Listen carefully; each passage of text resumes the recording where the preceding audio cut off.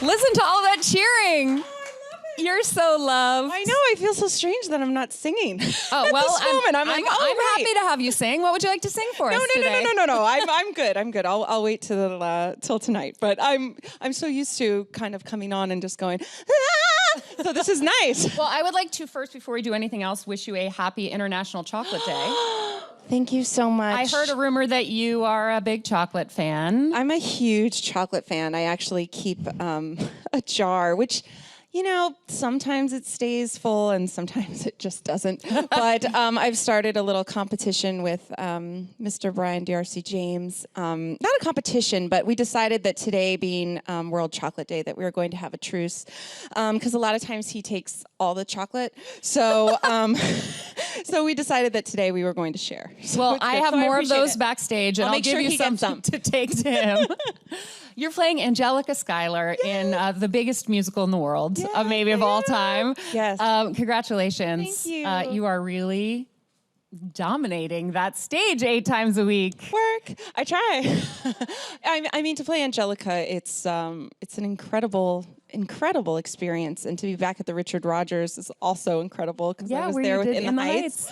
But you know how big Hamilton is, and the Ham fans and everybody just kind of welcoming me in and being so loving. It's truly been an incredible experience on stage and off stage as well. So I appreciate that, you guys. It's not your first time doing a big show. You've been in Wicked and in the Heights, of course. You were on for a long journey. Yes. But Hamilton is a different beast altogether. It is. I would say the Ham fans are just incredible, and they, you know, it's not so much about just what happens at the stage door. It's what's happening online and the communities that it's built.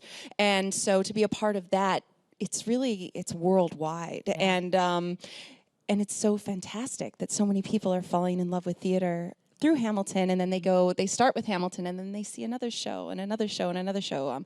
Darvin Hansen, I think, is at the top of Billboard, and you know, I think Hamilton definitely has something to do with all of that. Yeah. I want to talk about the fan community. First, I want to explain why I said the word beast in that funny voice and made a face, because that's Mandy's nickname, because she has this incredible voice. Was it Karen Olivo who gave you that? Yes, it was Karen Olivo who gave me the nickname of the Beast, because they had a vocal rehearsal, and sometimes I come to the vocal rehearsals and sometimes I just don't know. I try, but sometimes things happen, and this one particular vocal rehearsal we had for In the Heights, I didn't come, and Andrea Burns said, "Where's Mandy? Like, why isn't Mandy here?"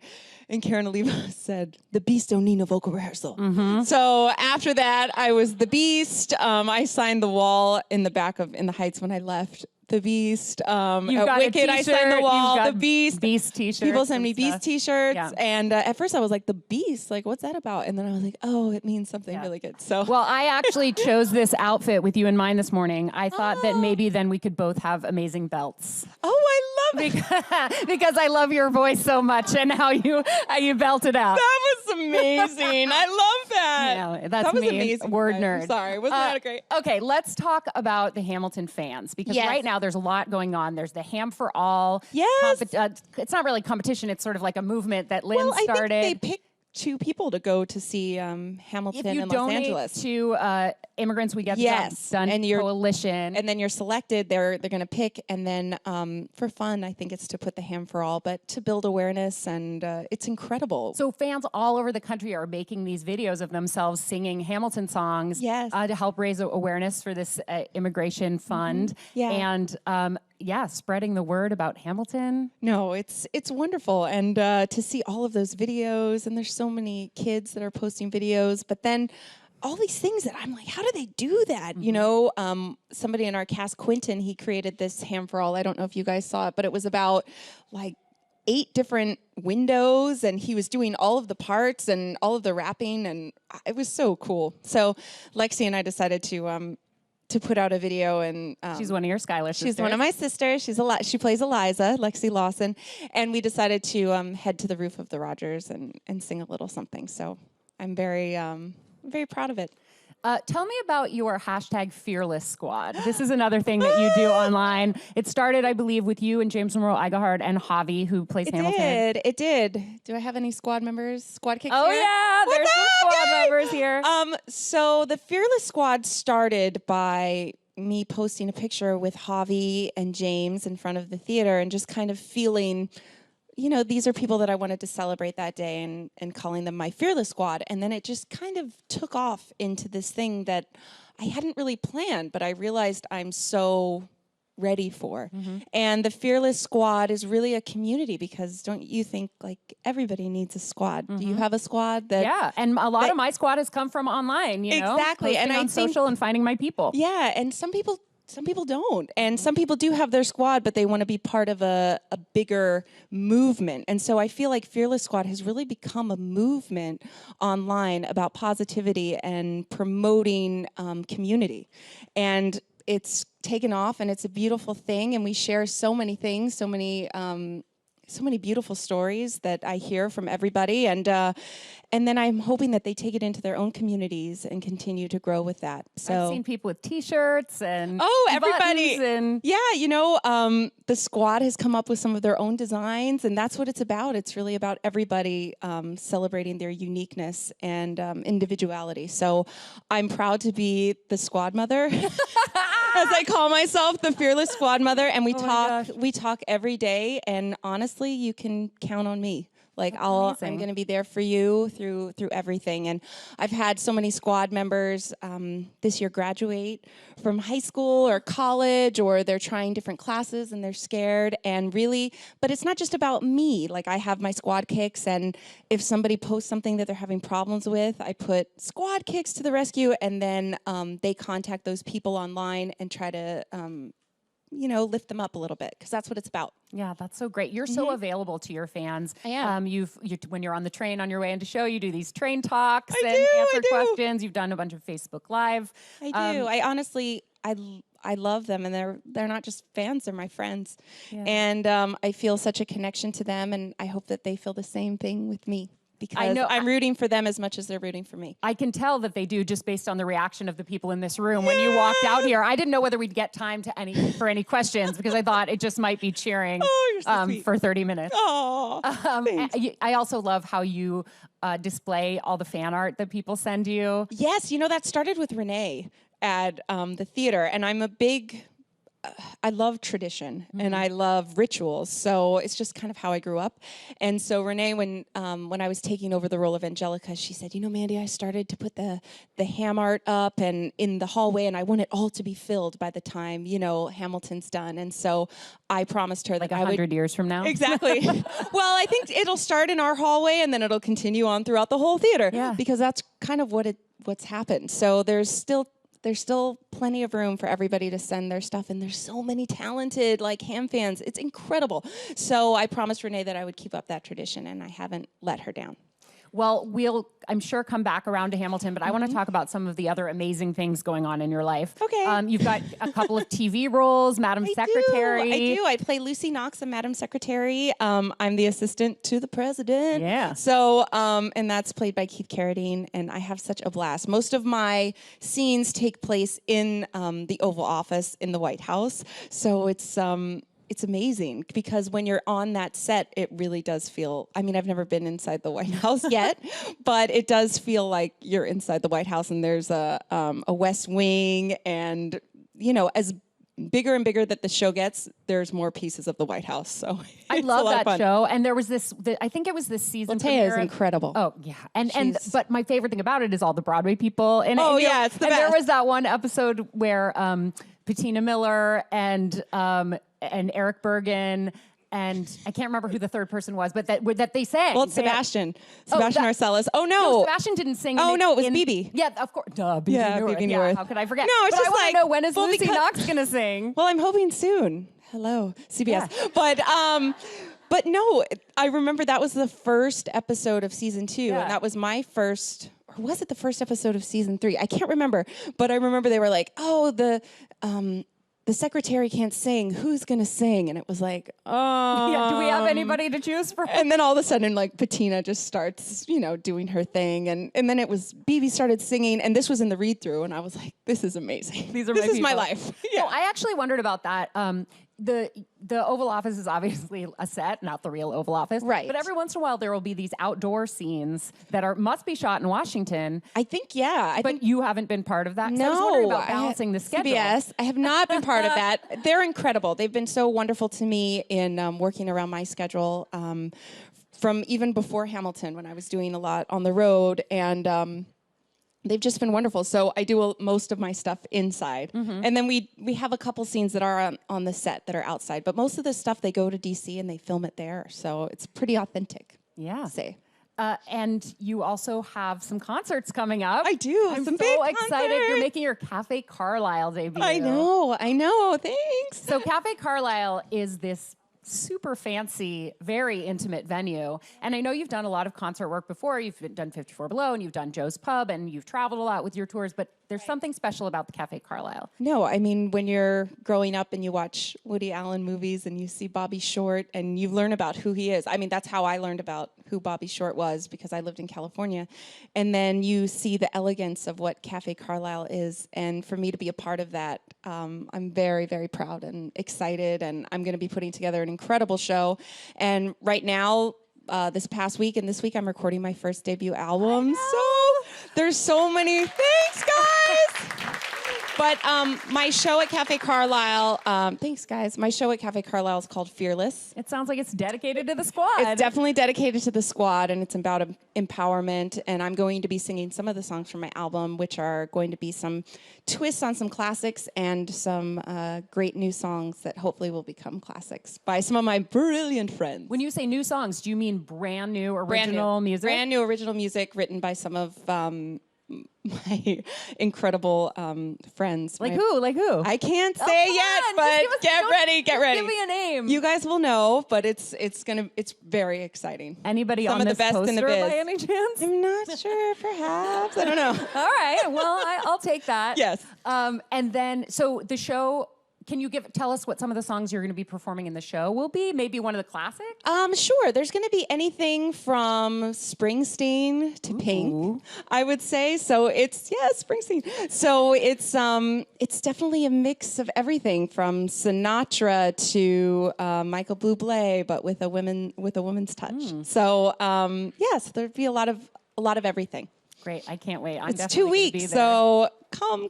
It's going to be fun. It's like a residency. It is a residency. Yeah. They give me like a hotel room up at the top, and I'm like so excited. At the Carlisle Hotel? Yes. That's amazing. Isn't that amazing? Yeah. Like, come on. I know. Well, it will not be your first time living in a fancy hotel as part of a gig. #segue. You lived at the Plaza when you were working with Bette Midler back in the day. Back when it was a hotel. Yeah. Because now it's like rentals. You could still stay there. Can you? Yeah, I stayed there on Tony night. Oh, fabulous. Yeah, it was pretty fun. I mean, who has anybody here seen Hello Dolly or want to see Hello Dolly? No. Oh, we all want to see it. I haven't seen it either. Don't feel bad. And but Bette is so incredible. I toured with her when I was 19, and that was my first job out of high school as a professional. And we toured the country in her concert, and anywhere that she stayed, she had all of us stay, and it was really incredible. I was her backup singer. I was the girl with the band, and she was wonderful to me, and she took me under her wing, and I got to see the entire country as well as Canada, so it was cool. Yeah, but you have not gotten to go see Hello Dolly yet. I guess the schedule doesn't really. No, we have the same schedule, and also I'm waiting for tickets. I'm really good friends with a few people in the cast, so I'm hoping when they have an actors fund that I can go, Andy Einhorn. So we shall see. We'll send them this clip. Yes, please do. And hint gently at blackmail possibilities or something. If you haven't seen Bette live perform, she's a force. And somebody, as a 19-year-old, seeing somebody like that in the business was life-changing for me, because she was not only the performer, she was the writer, the producer, and to see a woman entrepreneur, it's a fabulous thing for any young person to see. You had a couple of other really influential mentors that have famous names. I'm thinking of Michael Crawford and Gregory Hines. Yes. You went to, didn't you go to like summer camp? I did. And study with Gregory Hines? I did. I went to summer camp. I mean, it sounds like an amazing thing, but you had to audition to be in Gregory Hines' class. I'm not surprised. And I'm not like, I mean, I can dance, but I'm not dance. You know, I'm a singer who moves well, if you've seen that that thing. So many amazing dancers say that about themselves. Yeah, I don't know. But I had been to that summer camp twice, and this was my second year there. And the first year, there was no way I was going to get in. The tappers were just incredible. But this year the year that I got into his class, I felt like I had a chance. So I worked really hard and they let me in the class and I stood in the back the entire time. And then he did this thing where you stand in a circle and he would say, challenge. If you haven't seen Tap the movie, it's like one of my favorite movies. And so I knew what he was talking about. So I got into the circle and then everybody challenges each other tap dancing. Is it like a rap battle but with tap? Totally. And it's incredible. So he starts it and then somebody else jumps into the circle. So it's kind of like dancing. But because I'm not a great dancer, I was like, I'm not going to jump into the circle. And then it was almost done. He goes, okay, we have time for one more. And so I took a big breath and I just breathe. And I knew he'd get you to sing. Yay! And then I jumped into the circle and everybody started to chant, sing, sing, sing, because they knew I couldn't dance. So they were like, sing, sing. And so Greg was like, sing. And I sang this a cappella version of Stormy Weather. Stormy Weather, thanks. It got put on the news, and then Gregory Hines gave me this big hug, and he wrote on my poster The Voice, and it would change my life. And on the news, I didn't realize that the news had been filming that whole day, like his class, and they go, it was like, the girl in the back, she didn't want to dance. And it was like, they filmed me, like I was in the circle, like looking terrified, and you see all of it. So I don't know where that clip is, but it's somewhere. We must find it. We got to find that clip. I know, but it was like, oh my gosh, they caught that whole moment, and I had no idea. They're like, is she going to go into the circle? She does. And then she sings. So it was like that. Do you know what adjective I would use to describe that? What? Fearless. It's very true. You've been living that squad for a long time, girl. I have. I started learning from the best. So in my own family. So your abuelita, right? My abuelita. So I've had a lot of support. Even and my grandfather, there's a beautiful story that my grandfather tells. When he met my grandmother, she was, I think, 15, and they were in the country in Mexico. And he was riding a bike, and there was a big wind. And he said, you can either hold on. He thought to himself, you can either hold on to the bike or hold on to her and see which one will last. And he held on to her, and they came to America, and they made a better life for us here. And they worked very, very hard in the fields. And up until this past year, they're not doing as well now. Mm-hmm. So people are luckily taking care of them at this point, but they worked very hard, my family. So I feel, as well as my parents working very hard. My father, even this morning, got up at 4 a.m. to walk to the carpool. So when I feel tired or I feel like I can't do it, I remember my family and the roots that I come from. So. Well, I mentioned your abuelita because I heard you mention her just a couple of days ago. You performed an incredible new song called the Immigrant's Anthem with the Philadelphia Pops. I did, and you dedicated Jan it. Horvath. Yeah, you dedicated it to your grandmother. I did.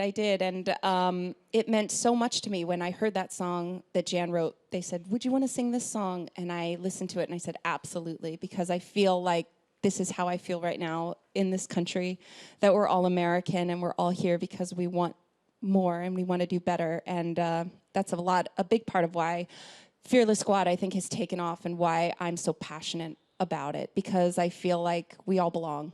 Yep. And that song, if you haven't heard it, please go to it's on my Instagram page. It's on YouTube. Jan Horvath actually posted Horvath also posted it, and it's really incredible. And I think everybody should hear it. And the intro that I can't remember who it was who gave you that beautiful intro, but yes. He said basically we're all, unless you're Native American, we're all immigrants of some sort. Whether your family got here 10 generations ago or last week, we're all here and we're all Exactly. Americans. And I was think, like crying before the song even started. Yeah, no, it's beautiful, but it's that we're in that time. And I think that's why Lin-Manuel, why Immigrants We Get the Job Done Coalition, they're doing so many beautiful things, and why that has really taken off, because everybody has a story. Not just me. I don't just have a grandmother or great-grandmother that came here.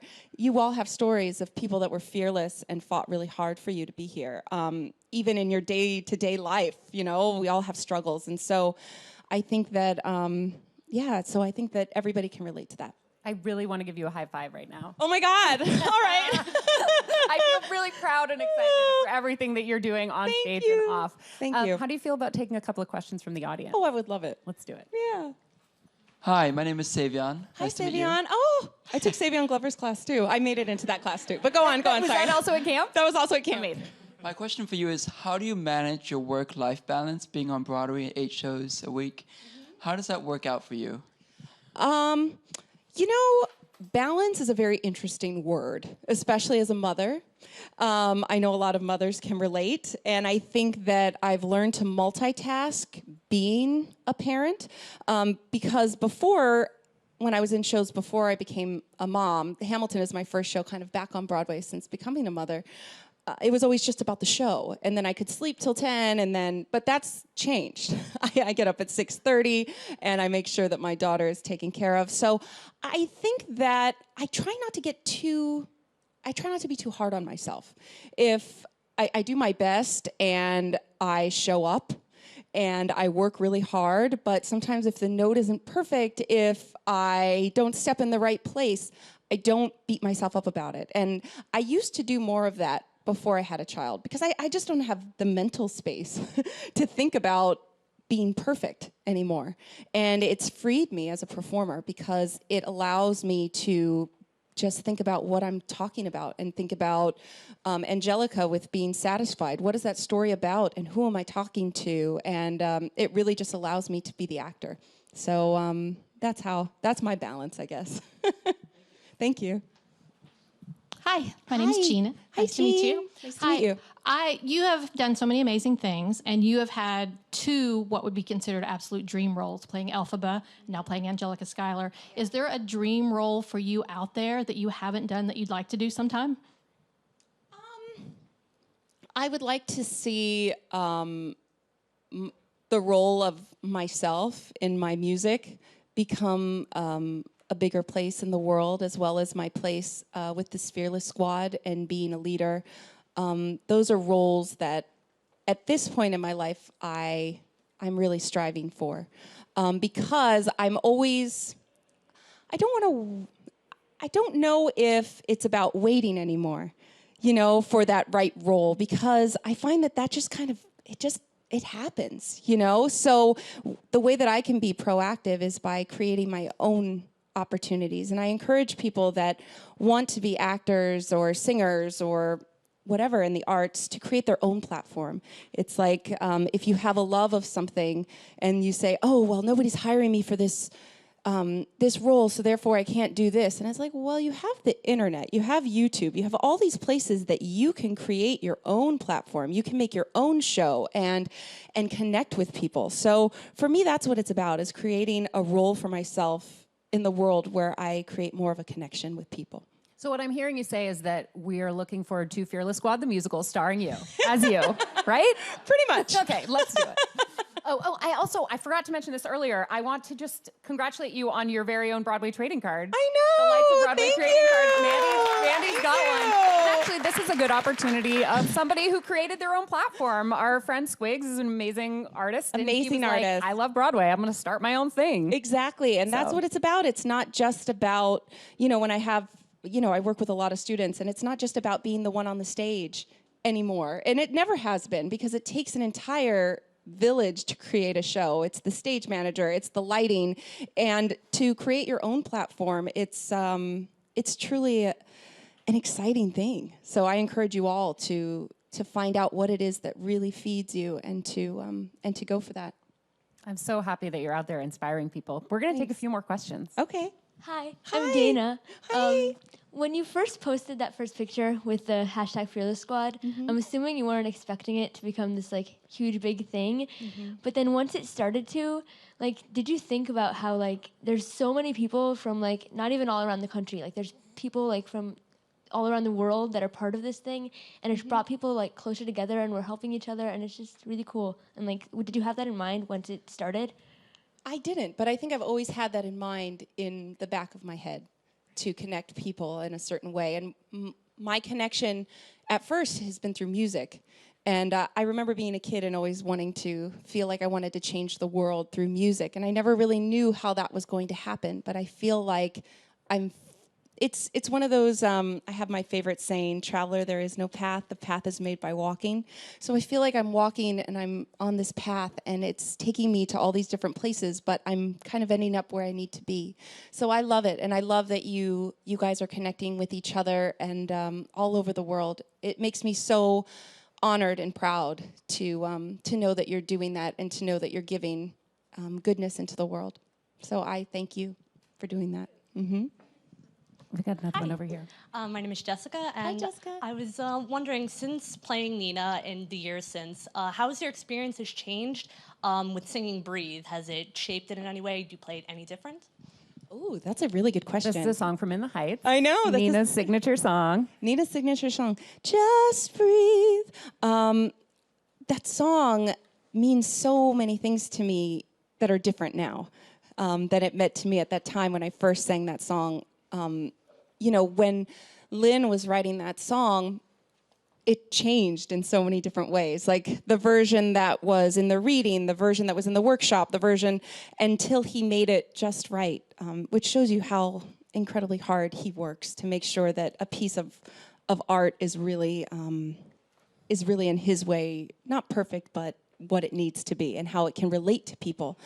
But I feel like lots of tests, lots of papers. At that time in my life, you know, it was about making my parents proud, making myself proud, and being on Broadway and coming so far. And now, because I have my own family, I think of it differently. And I still have those things when I fall, and how do you get back up?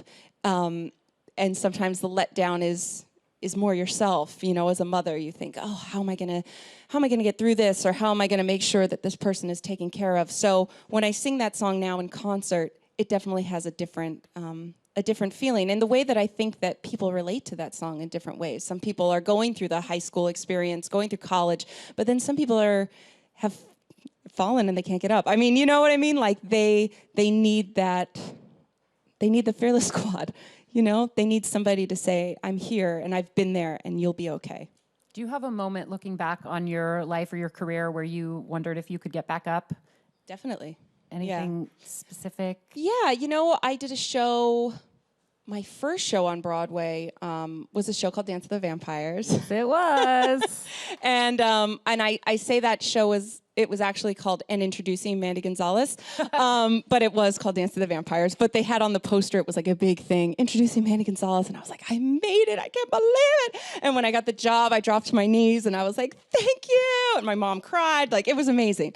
And the show didn't do well, you know, and it wasn't received well. And that was hard because you know, you can get dragged through the mud and you can stay there if you believe all of those things. It's the same thing. You can't believe all the good things and you can't believe all the bad things. You just kind of have to go with yourself and fight for what you want. So I think a lot of times people can say when you have an experience like that they consider to fail or something like that, you can believe them and you say, oh, well, I shouldn't try again because that's embarrassing and I don't want people to say I'm not good and this and that. But because of where I come from and the fearless people that I come from, I realize that the fight and the fire is just within me, just like it can be within you. And there's always going to be those people that say, oh, no, it didn't work, so therefore you should just sit down. But nobody's ever going to tell me to sit down. So such a badass, Mandy Gonzalez. I try. So that was definitely a moment for me to decide what it is that I wanted to do and how I wanted to deal with that. Thank goodness you did. Yeah, I think so. We have a question right here in the front. Hi, Mandy. What is one of your favorite qualities about all the shows you've been in, like the message that it tells and how it's relevant today? Oh, wow.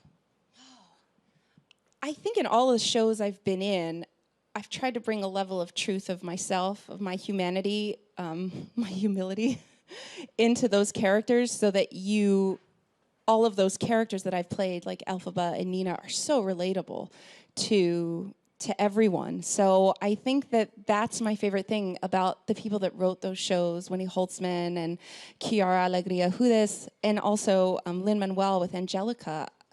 They write for humanity and humility, and I love being a part of that. And you see it when you see Lin. That's why he's so approachable. When you meet any of these writers, Chiara, they're so approachable because they truly do love the human spirit, and I think that's why their musicals they do take off. So that's what I love about them most. You've done such a remarkable job in stepping into roles other people have created, in the case of Angelica and Elphaba, where you really do bring yourself to it. And I know you won like an Audience Choice Award for favorite replacement, and I do feel like I can see Mandy and this fearlessness and all of the other things that you embody. You coming have through in those to, and that's characters. why so many people write me and they say, well, how do you hit that note? Or how do you do this? And it's like, well, think about telling the story. Mm-hmm. That's the most important thing. What is the writer trying to say? What is the truth? And then you see that, and then you go, what is my truth that I'm going to bring in it? And then it makes it completely different than me or Karen Olivo, who's playing Angelica right now in Chicago, or anybody. It makes it completely your own and unique, and that's what audiences want to come and see. You are hitting some incredible notes in Satisfied. Thanks. They're actually written, though. Lynn wrote those. Yeah, those were alternate. Those were alternate notes. I'm not making up any notes. I would never do that with a Lin-Manuel song. Or Alex Lacamoire, I would never. So Alex, when Sounds like you're riffing. I know. Well, that's what they wrote, and Alex said, "Okay, what do you think about this? Let's try this." And so I tried it, and he goes, "Oh yeah, let's do that." And so I said, "Okay." Oh, that's awesome. We've got time for one more. Hi, Mandy. I'm Valentina. I just wanted to know, what was your reaction when you received the news of becoming Angelica Schuyler?